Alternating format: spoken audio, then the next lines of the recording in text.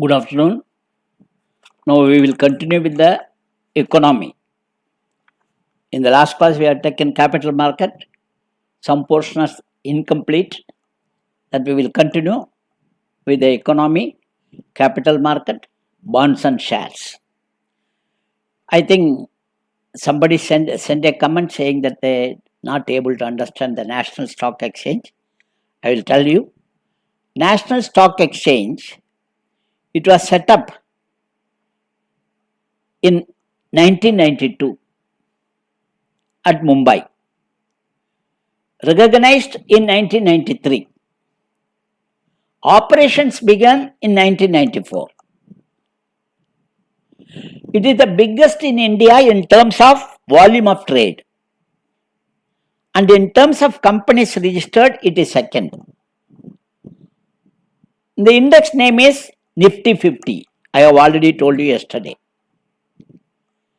Next is Bombay Stock Exchange. Yesterday I have explained this. It was set up in 1875. This is the Asia's oldest.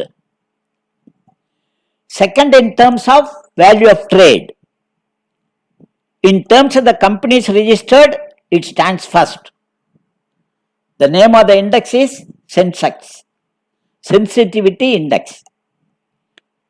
Top 30 companies from all sectors are chosen to represent. So, National Stock Exchange and Bombay Stock Exchange.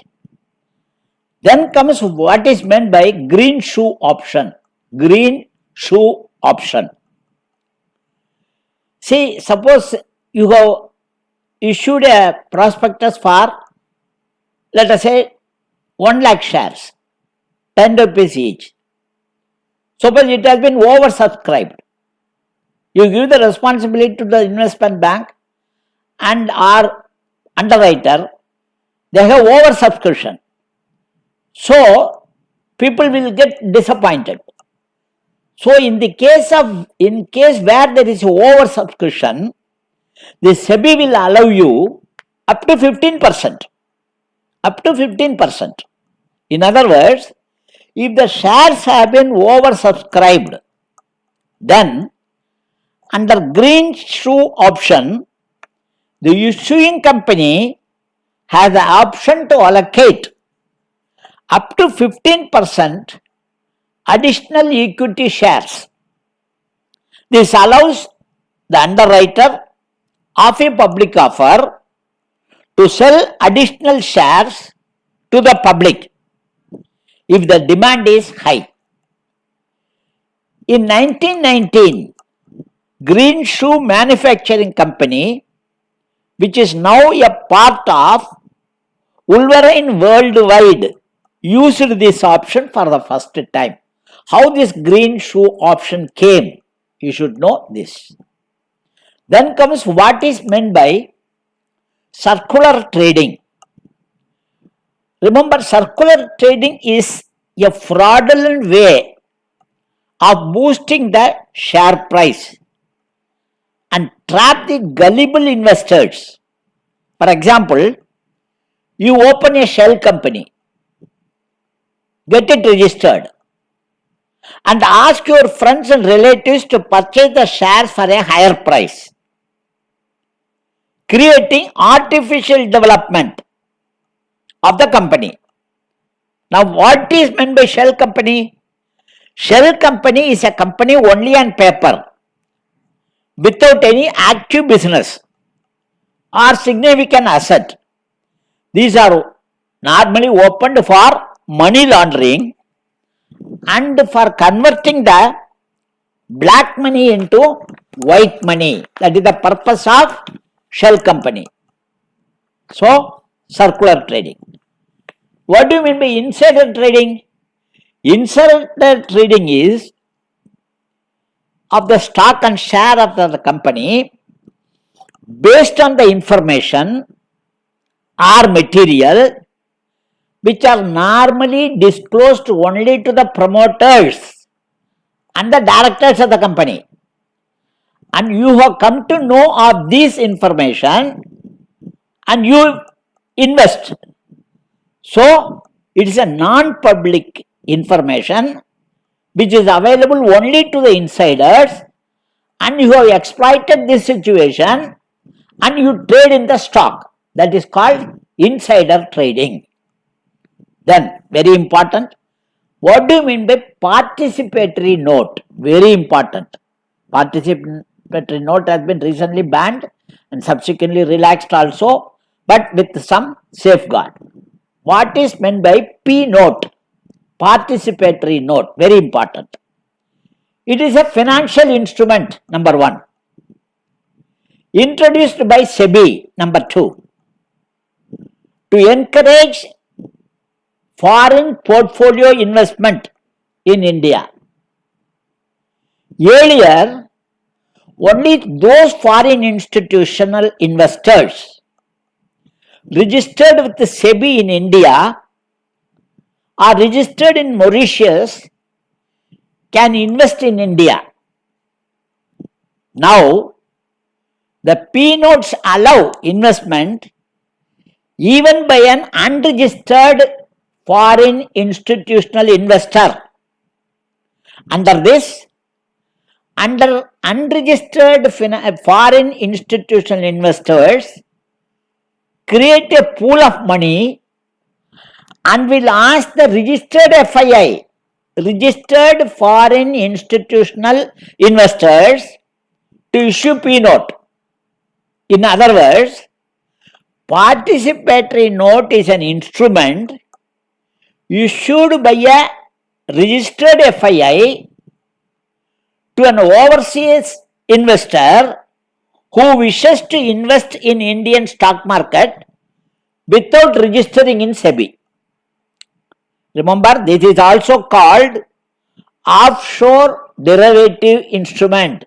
So, if the question is what is offshore derivative instrument, you should not get confused. This is the P note.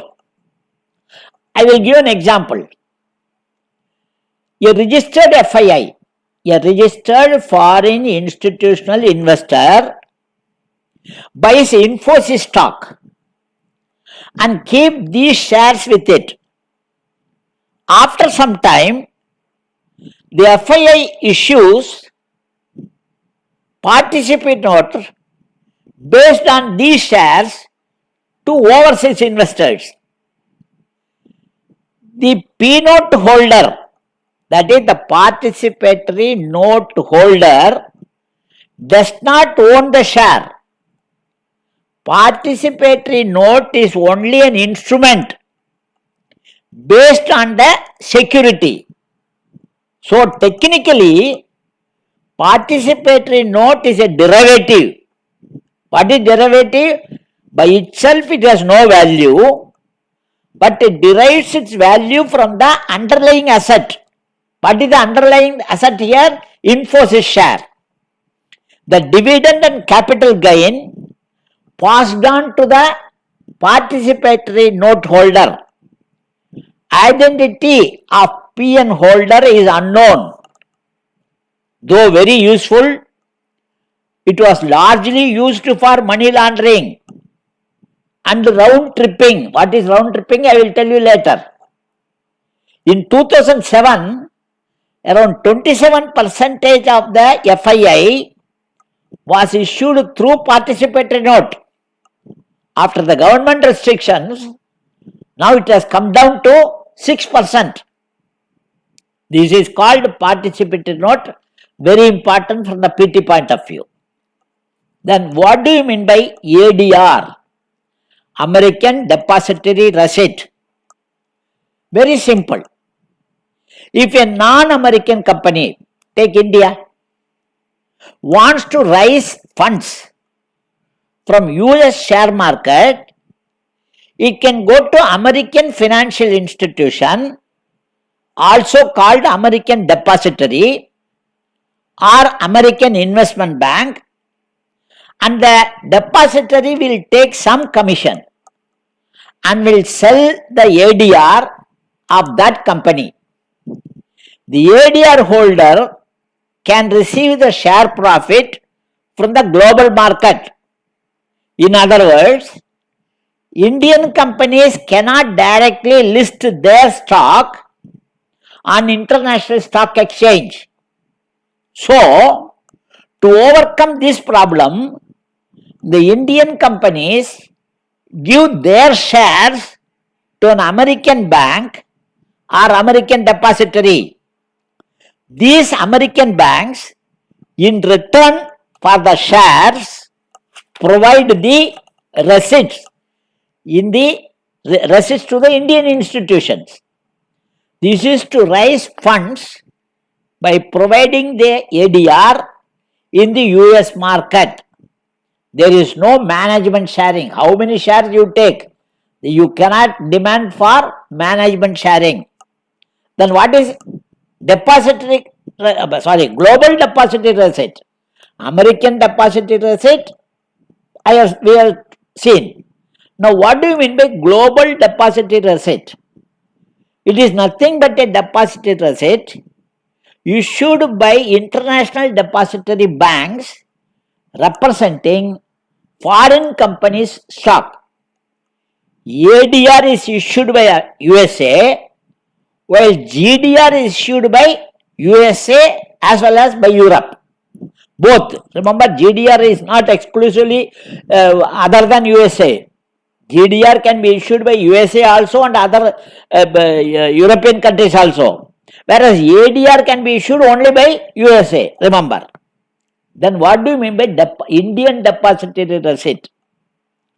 Indian depository receipt is an instrument denominating in Indian rupees in the form of depository receipt created by the domestic depository, our depository, who is the custodian of Indian securities registered with SEBI against the underlying equity of issuing company.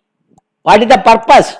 To enable the foreign companies to raise money from Indian stock market.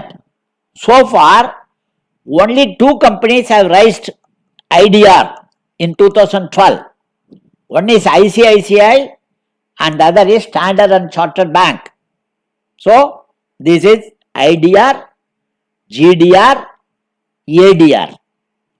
Next we are coming to rolling settlement. What do you mean by rolling settlement? When trading of shares take place, the demat account shows the trading. Suppose you have purchased a share, the demat account will show that so many shares of this company has been purchased.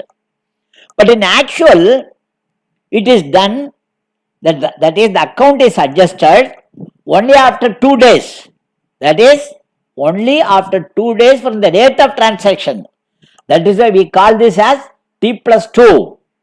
T plus 2, 2 days after the settlement, after the transaction. T plus 2 settlement. That is called rolling settlement. Then what is meant by beta value?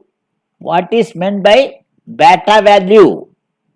Beta value shows the degree of volatility of the share or degree of fluctuations in the prices of the shares. On this basis, there are 2 beta values. One is very high and the other is low based on the share price. So, we will end the class today and we will continue in the next class.